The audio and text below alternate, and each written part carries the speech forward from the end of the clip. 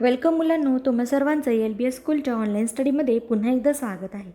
तर मुलांनो, आपण इयत्ता 7वीची जी 7वी कविता आहे माझी मराठी ही अभ्यासली. मुलांनो, माझी मराठी या कवितेच्या कवयित्री कोण आहेत बरं? अगदी बरोबर, कोण आहेत?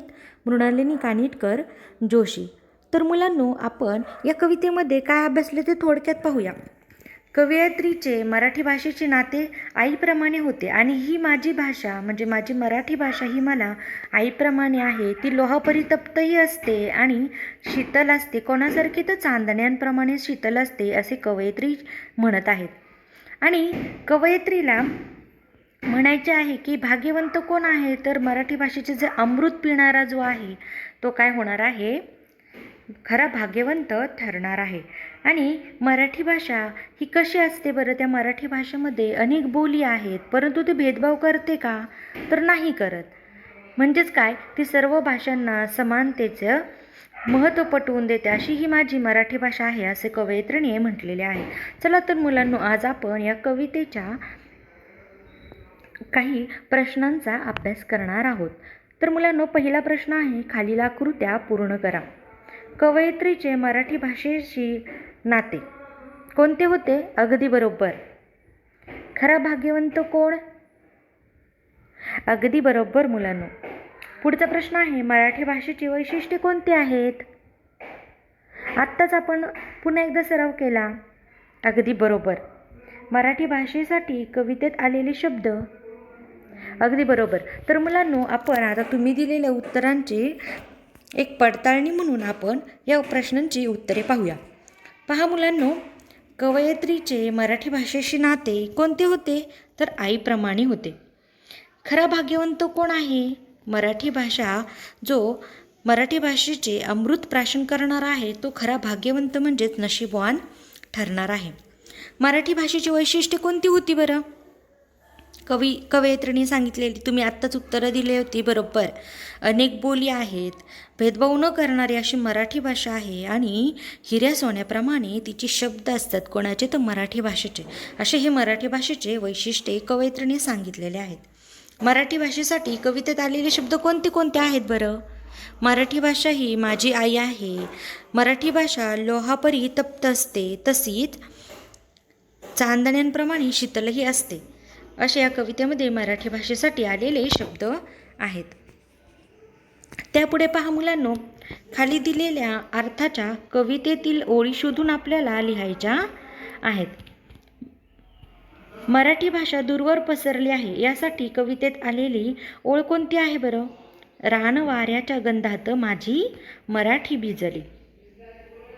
मराठी भाषा दूरवर पसरली आहे या अर्थाची कवितेतील ओळ कोणती आहे? तर रान वाऱ्याच्या गंधात माझी मराठी भिजली. पुढची ओळ आहे मुलांनो,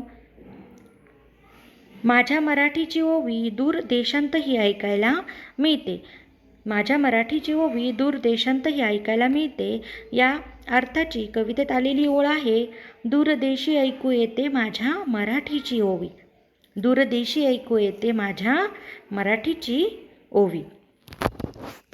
त्यापुढचा प्रश्न आहे मुलांनो, खालील कवितेच्या ओळींतील भाव तुमच्या शब्दांत लिहायचा आहे. पहा मुलांनो, आपण माझी मराठी ही कविता पूर्ण अभ्यासलेली आहे. आपण तिचा भावार्थही पाहिला आहे.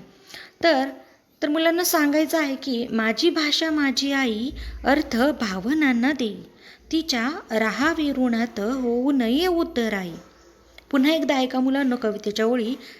यातील जो भाव आहे तो तुम्हाला तुमच्या शब्दात लिहायचा आहे. माझी भाषा माझी आई, अर्थ भावनांना देई, तिच्या राहावे ऋणात होऊ नये उतराई. त्याचा भावार्थ असा होतो मुलांनो, माझी मातृभाषा मराठी ही मला माझ्या आईप्रमाणे आहे. मराठीमुळेच मी माझ्या भावना शब्दात व्यक्त करू शकतो. मराठीमुळे माझ्या भावनांना अर्थ मिळाला आहे. हे माझ्यावर मराठीचे ऋण आहे व मला सतत मराठीच्या या ऋणात राहावेसे वाटते. या ऋणातून, उपकारातून कधीच मुक्त होऊ नये असे मला वाटते. तर मुलांनो पहा, आपण ही कविता अभ्यासली. त्यामध्ये कवयित्रीने काय सांगितलेलं आहे बरं? माझी आई ही माझी मराठी भाषा आहे आणि ती माझ्या भावनांना अर्थ देते. म्हणून मला भावना व्यक्त करण्यासाठी जे मी शब्द वापरते ते मराठीमध्ये असतात आणि या मराठी भाषेच्या मी नेहमी ऋणात म्हणजे उपकारात राहू इच्छिते. मी कधीही ते ऋण फेडू नये किंवा त्या उपकारातून मी कधीच मुक्त होऊ नये असे कवयित्रीला वाटते. हाच या कवितेतील ओळींचा भावार्थ आहे. त्यापुढे पहा मुलांनो, खालील शब्दांचा उपयोग करून तुमच्या मनाने वाक्य तयार करा. आता मुलांनो, तुम्हाला इथे शब्द दिलेले आहेत: ऋण, थोरवी, उतराई, भाषा. तर मुलांनो, ही जी शब्द दिलेले आहेत ते शब्द वापरून तुम्हाला तुमच्या मनाने वाक्य तयार करायचे आहेत. येथे मी माझ्या मनाने वाक्य तयार केलेले आहेत, त्याऐवजी तुम्ही तुमच्या मनानेही वाक्य तयार करू शकतात. परंतु त्या वाक्यामध्ये हे जे शब्द दिलेले आहेत ते शब्द आले पाहिजे. आता पहिला शब्द आहे ऋण. आई वडील, गुरु व देश यांचे ऋण कोणीच फेडू शकत नाही. थोरवी. ज्ञानेश्वरीत संत ज्ञानेश्वरांनी मराठीची थोरवी वर्णन केली. उतराई. आईच्या ऋणातून आजपर्यंत कोणीही उतराई होऊ शकलेले नाही. भाषा. मराठी भाषा ही माझी मातृभाषा आहे. भाषा हे विचारविनिमयाचे साधन आहे. पहा मुलांनो, ऋण, थोरवी, उतराई, भाषा हे शब्द वापरून काय करायचे? प्रत्येकी एक एक शब्द एकेका वाक्यामध्ये आपल्याला वापरून वाक्य तयार करायची आहेत.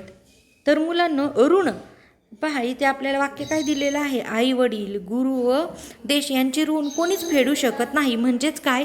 तर ऋण हे शब्द आपल्या या वाक्यामध्ये आले पाहिजे.